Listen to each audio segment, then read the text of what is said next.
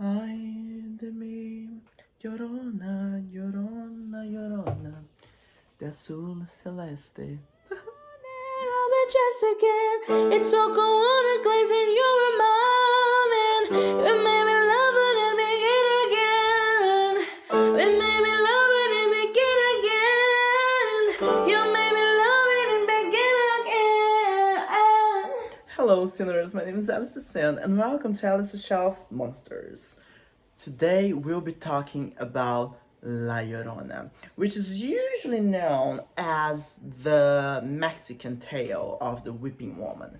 However, we'll be talking about how probably this story derives from the Spanish culture rather than the Mexican one.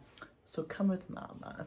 The story of La Llorona has its origins as back as the 1570s. So it's a long time ago. And we'll talk about some of the different stories that have created the myth that people usually know. What is that myth, by the way? According to Tradiciones y Leyendas Mexicanas, written by Vicente Riva Palacio and Juan de Dios Pesa, La Llorona was a pretty maid named Luisa, with whom a man from high society fell in love with. He didn't marry her, but he did build a little house for them. They had their little space. And they were happy for many years. His friends visited them and respected them, and they had 3 children together. However, his family's will prevailed, and he had to marry someone of his own class. When he told Luisa that, she made a scene and he stopped visiting her.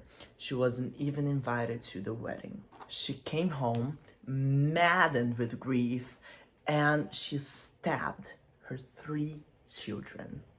So when she realized what kind of had happened and she was caught up in all of this terror, she just started wandering around the streets, screaming for her little ones, which sent terror to all of those who heard her weeping. According to some stories, Luisa was garroted by her crimes, and her lover, Don Nuño de Montes, committed suicide the very same day. So here are the 2 places we can connect this story to as roots of where they could come from.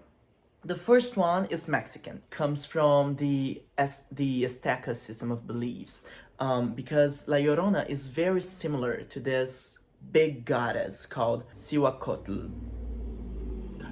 And she was always connected to small children and the image of a cradle. However, on the European side, we had a bunch of tales about the white ladies who are pretty similar to La Llorona. And it's quite interesting to notice this guilt that prevails in the story because she becomes a curse when she comes back. When it becomes like a horror thing that she comes back and you can hear her weeping for her children. We'll get into the other story in a second. But it's filled with guilt. We have another story called El Pozo de la Llorona, which was published in 1866, 6 years after the previous one. But it talks about a story that would have happened during the reign of Pedro I, 1350 to 1369.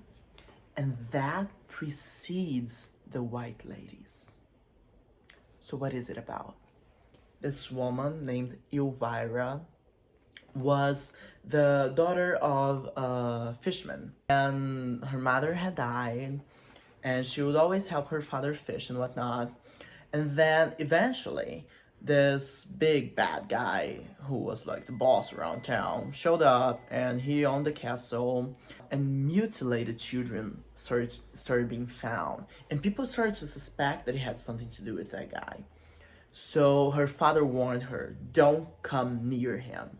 And she was like, actually, I plan on marrying him because I'm gorgeous. And she really was. She was beautiful. And she was like, I'm gorgeous and I think I'm gonna marry him and get myself some power.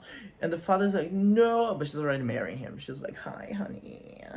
And then they get married. However, the morning after her marriage, the town wakes up to a hung man. He was hung in a apparently it's because people found evidence that he was the one mutilating the children. So now Elvira was the joke of the town because she had married this guy who had killed a bunch of children and everybody hated her and made fun of her. So she goes kind of, and she throws herself into a well.